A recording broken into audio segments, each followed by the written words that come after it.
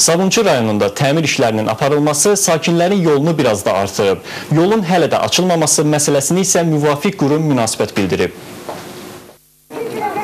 Sabunçu rayonu Elşən Mehdiyev küçəsinin sakinlərini bir araya yığan məsələ vaxtı ikən dönmə əməliyyatı apardıqları döngənin bağlanmasıdır. Onların sözlərinə görə əvvəllər Maştağı Zabrat istiqamətindən gələndə Sabunçu dairəsinin üzərində inşa edilən körpünün altında yerləşən yoldan dönüb geriyə, əks istiqamətə getmək olurdu. Amma təmir işlərinə başlanan kimi bu yolu bağladılar.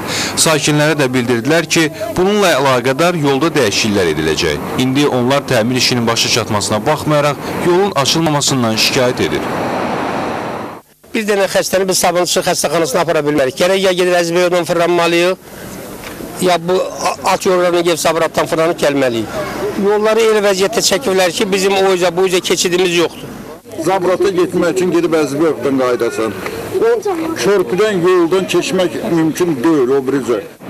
Məsələ ilə bağlı Azəryol Servis Açıq Səhmdar Cəmiyyəti ilə əlaqə saxladı. Qurum rəsmisi bildirdi ki, döngənin bağlanması ölkədə keçiriləcək Avropa oyunları ilə bağlıdır.